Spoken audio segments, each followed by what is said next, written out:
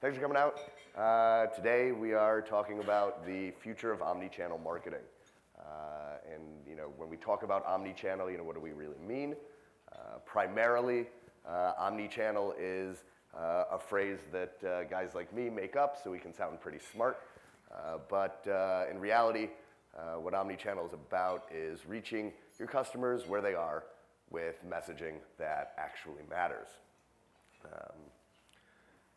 And in 2016, thinking back over the last few years, we always try to make it the year of something as marketers, right? So 2014 was the year of content, and then we made too much content, so we decided that 2015 would be the year of adding context to that. And hopefully, 2016, if things go well, should end up being the year of adding value.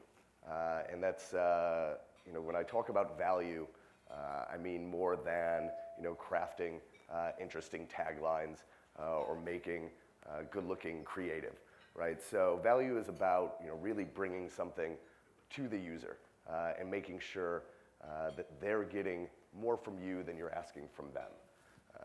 So what does that mean?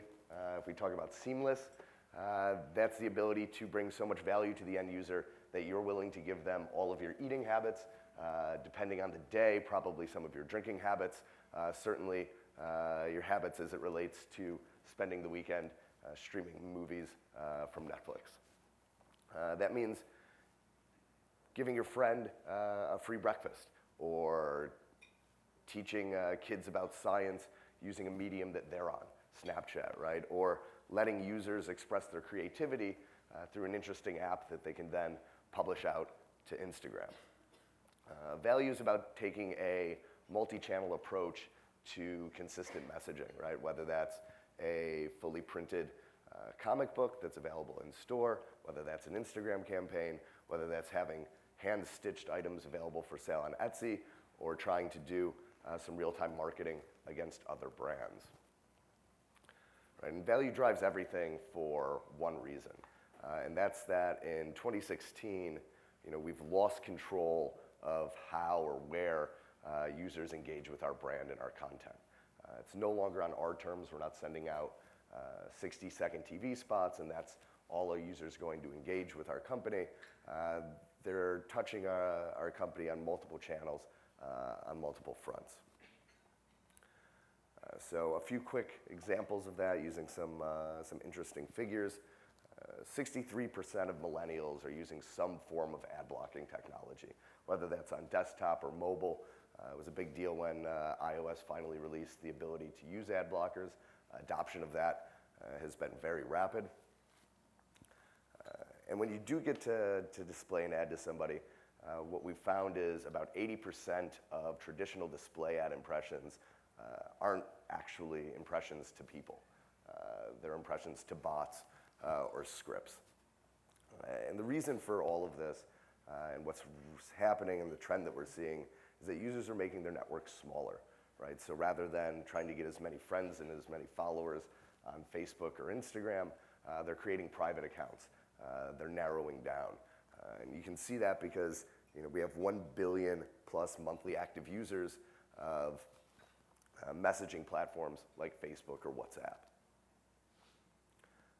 So at the end of the day, what this tells us is that nobody's looking for you anymore. People aren't curious to go find whatever the new company, whatever the new content is. They're expecting it to come to them, right? Because we all love discovering things, and we're also pretty lazy. So we like things. We like to discover things more easily, and this is helped out by algorithms that we see on Facebook, right? So, Facebook isn't just a place to go to see your friends' content, but it's really a place that you go to allow brands to connect with you using targeting and to let content find you. So, the idea behind this is to create some form of serendipity with the user, right? So that they don't feel like they're interacting with an ad. They don't feel like they're engaging with a brand. They feel like the content that's most relevant to them has found them automatically. And creating this is very easy, right? Bringing value to customers is not something that is incredibly challenging, right? But it is important that we pay attention to a few principal rules, right? So Number one, does this idea, does this piece of content, does it add value?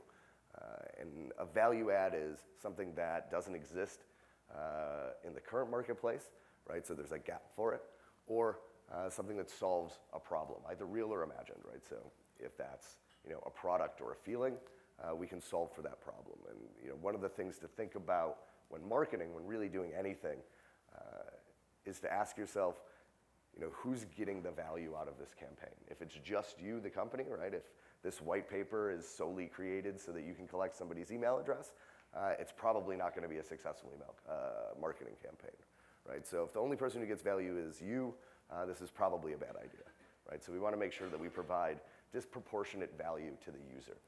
And sometimes that means even giving away things for free in order to become, a thought leader or somebody, a brand that matters to the end user.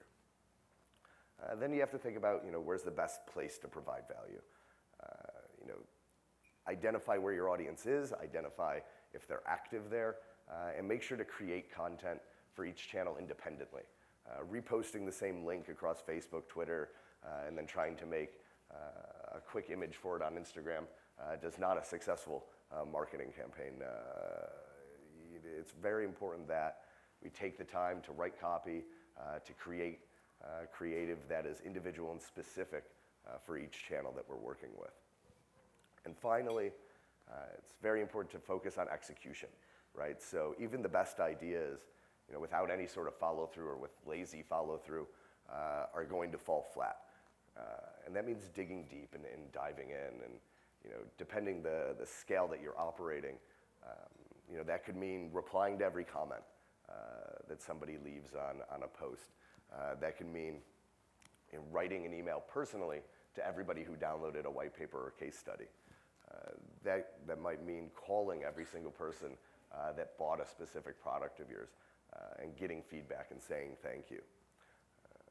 And then make sure that we're using targeting to promote our idea as effectively as possible, right? So don't just blanket a general demographic, get into psychographic targeting, get into behavioral targeting, and make sure that we're reaching people, the right people, where it matters the most.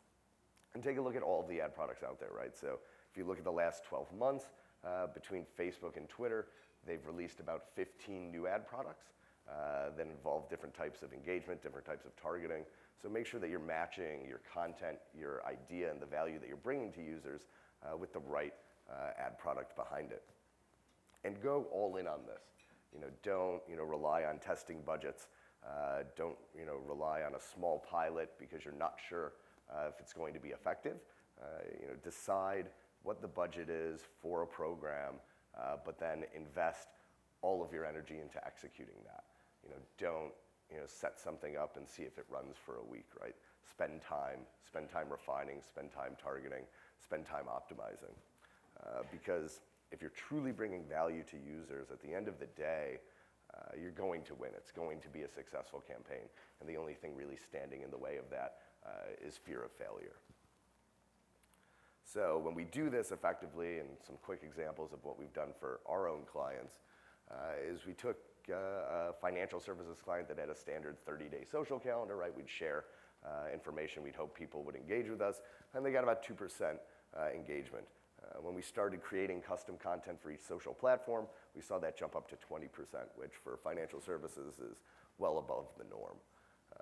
We had a client that was just doing paid search and email marketing, very simple PPC and nurture drip campaign, about a 9% conversion rate.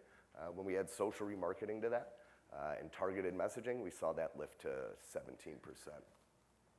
And finally, we had a large consumer brand, mass market, TV, radio, out of home, display, social, no targeting, really just throw everything at the wall and see what sticks. And they got about $4 return on ad spend, which at a $13 million spend isn't bad, but we thought we could do better. So if you use targeted display, social search, and digital out of home, we saw that jump up to $13.5 return for every dollar that we spent.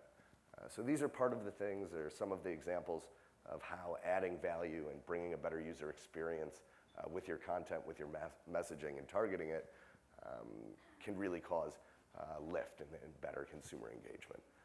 And I know the rest of the speakers will be touching on some more of these points, and hopefully we'll get some good questions at the end. So thank you very much.